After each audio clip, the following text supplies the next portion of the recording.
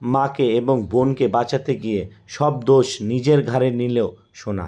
হ্যাঁ বন্ধুরা, অনুরাগের ছোঁয়া ধারাবাহিকের পরবর্তী এপিসোডগুলোতে আমরা এগুলোই দেখতে পাবো। এর আগের পর্বে আমরা যা দেখেছি, রুডি ফোন দিয়ে রূপাকে বাড়িতে ডেকে এনে তার সাথে নোংরামি করার চেষ্টা করে। রূপা রুডিকে অনেকবার মানা করে যেন নোংরামি না করে এবং বাঁচার চেষ্টা করে, কিন্তু রুডি কোনোভাবেই মানতে চায় না। শেষ পর্যন্ত কোনো উপায় না পেয়ে রূপা একটা ফুলদানি দিয়ে রুডির মাথায় আঘাত করে এবং ঘটনাস্থলে রুডি মারা যায়। রূপা বাসায় আসার আগে দীপাকে একটি মেসেজ করে আসে যে রুডি তাকে বাসায় ডেকেছে, সে বাসাতে যাচ্ছে। দীপা রূপার মেসেজ দেখার সাথে সাথে বুঝতে পারে যে রুডি কোনো ফোন দিয়ে এঁটেছে।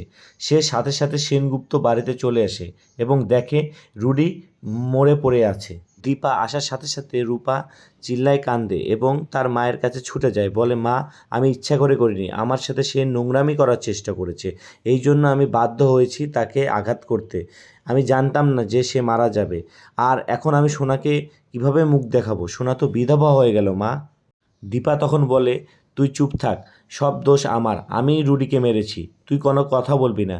রূপা বলে, মা, আমি সোনাকে কি বলবো, কিভাবে ওর সামনে যায় দাঁড়াবো? ক্লিনিকের প্রোগ্রামে সোনা রূপা এবং দীপাকে না দেখে সে সেনগুপ্ত বাড়িতে চলে আসে এবং দেখে রুডি মরে পড়ে আছে রক্তাক্ত অবস্থায়, এবং রূপা তার সামনে চলে আসে।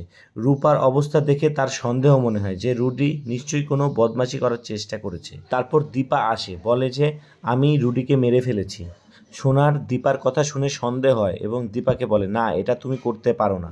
দীপাকে জিজ্ঞেস করে সোনা যে সত্যি কথা বলো আমাকে। তারপর রূপাকে দেখে এবং রূপার শরীরে ছেঁড়া জামা কাপড় দেখে সোনা বুঝতে পারে যে রুডি অবশ্যই রূপার সাথে নোংরামি করার চেষ্টা করেছিল। এই সব ঘটনা আবার রত্না দেবী আড়াল থেকে দেখতে পায় এবং সে আগে থেকেই প্ল্যান করে রেখেছিল সে কোনো না কোনোভাবে দীপাকে ফাঁসাবে। রত্না দেবী এই ঘটনা দেখে পুলিশকে ফোন করে এবং ঘটনাস্থলে পুলিশ চলে আসে। ঘটনাস্থলে পুলিশ এসে দীপাকে অ্যারেস্ট করতে লাগে। তখন সোনা চিল্লায় বলে যে না, এখানে আমার মায়ের এবং বোনের কোনো দোষ নাই, এখানে রুডিকে আমি মেরেছি, সব দোষ আমার, আমাকে গ্রেপ্তার করুন।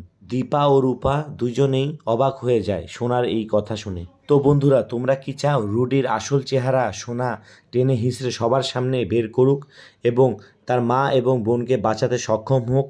তাহলে অবশ্যই কমেন্টে জানাবেন।